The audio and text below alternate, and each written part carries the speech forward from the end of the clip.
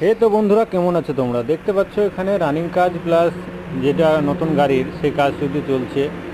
এই যে 85D 14 tyre লাগবে এই গাড়িটায়, সব থেকে বড় 14 টায়ার। এখানে মিস্ত্রিরা কাজ করছে।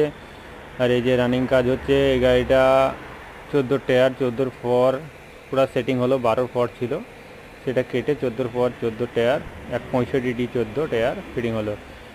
তো বন্ধুরা, তোমাদের যদি কারোর মোটর ভ্যান দরকার পড়ে তাহলে কন্ট্যাক্ট করো 7980758088 এই নাম্বারে।